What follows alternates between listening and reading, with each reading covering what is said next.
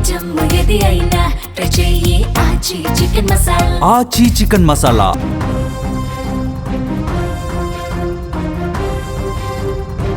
Telangana municipal ఎన్నికల ఫలితాల్లో మరొక సంచలనం నమోదైంది. జోగులాంబ గద్వాల జిల్లా రాజకీయాల్లో ఇది కనిపించింది. ప్రధాన పార్టీలైన కాంగ్రెస్, బీఆర్ఎస్లను వెనక్కి నెట్టేసి all India forward bloc Vaddepalli మున్సిపాలిటీని కైవసం చేసుకుంది. మొత్తం 10 వార్డులకు గాను ఫార్వర్డ్ బ్లాక్ అభ్యర్థులు ఏకంగా 8 స్థానాల్లో అక్కడ విజయం సాధించారు.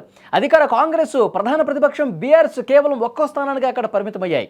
కారణం ఏంటి అంటే కల్వకుంట్ల కవిత నాయకత్వంలోని జాగృతి మద్దతుతో బరిలోకి దిగినటువంటి అభ్యర్థులు ఇక్కడ ఘన విజయాన్ని సాధించారు. ఏకంగా వడ్డేపల్లి మున్సిపాలిటీనే కైవసం చేసుకున్నారు. వడ్డేపల్లి ప్రాంతంలో బలమైన ప్రజాబలం ఉన్నటువంటి నాయకుడు వడ్డేపల్లి శ్రీనుని ఇటీవల కల్వకుంట్ల కవిత సమక్షంలో జాగృతిలో జాయిన్ అయ్యారు. ఈ ఎన్నికల్లో తన అనుచరులను సింహం గుర్తుపై బరిలోకి దింపి వ్యూహాత్మకంగా కవిత వ్యవహరించిన పరిస్థితుంది.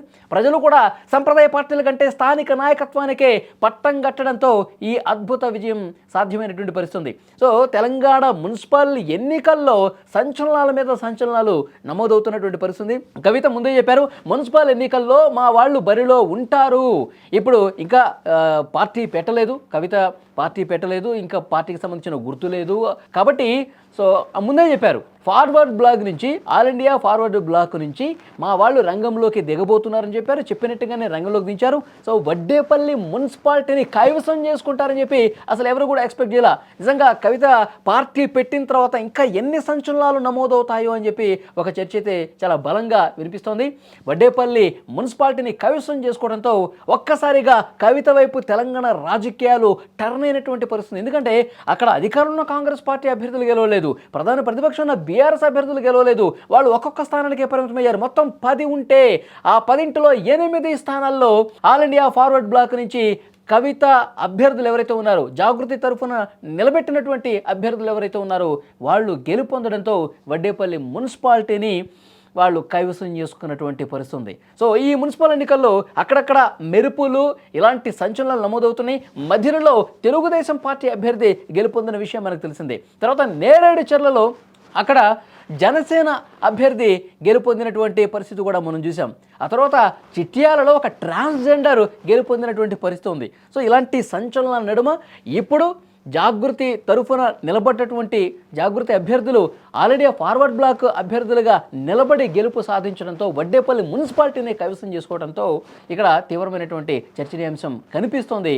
ఇక కవిత పార్టీ పెట్టిన తర్వాత ఆ పార్టీకి సంబంధించినటువంటి కార్యక్రమాలు ఇంకా వేగంగా ముందుకెళ్ళిన తర్వాత తెలంగాణ రాజకీయాల్లో కవిత పాత్ర ఏ విధంగా ఉండిపోతుందని చెప్పి ఒక ఇంట్రెస్ట్ కూడా చాలా స్పష్టంగా కనిపిస్తుంది. క్లియర్గా మీరు దృశ్యాల్లో కూడా చూడొచ్చు. ఎవరైతే వాళ్ళు బరిలో దిగుతున్నారో వాళ్ళకి సంబంధించినటువంటి ఫోటోలు కూడా మనకి స్క్రీన్ మీద కనిపిస్తున్నాయి. జాగృతికి సంబంధించినటువంటి ఆఫీసులో కార్యకర్తలు, ఆ పార్టీకి సంబంధించిన నాయకుల ఆనందోత్సాహాలు కూడా మిన్నెట్టుతున్నటువంటి పరిస్థితి కనిపిస్తుంది. ఇంకా భవిష్యత్తులో కవిత పార్టీ పెట్టిన తర్వాత ఇంకే ఎన్ని సంచలనాలు నమోదవుతాయో చూడాల్సినటువంటి అవసరం కనిపిస్తుంది.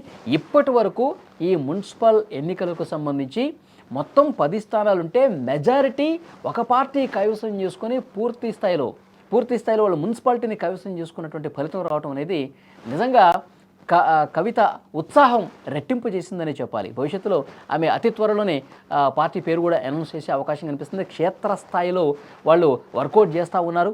ఏ విధంగా ముందుకు పోవాలి, తెలంగాణలో రాజకీయాలు ఏ విధంగా చేయాలి, ప్రశాంత్ కిషోర్ నేతృత్వంలో వాళ్ళు తమ పార్టీని అనౌన్స్ చేసి చాలా వ్యూహాత్మకంగా అడుగులు వేద్దామని చెప్పి జాగృతి కవిత కూడా నిర్ణయించుకున్నారు. కాబట్టి భవిష్యత్తులో ఇంకా ఏమేం చేయబోతున్నారు, ఎలాంటి వ్యూహాత్మకమైనటువంటి నిర్ణయాలు తీసుకుంటారో కూడా చూడాల్సినటువంటి అవసరం ఉంది.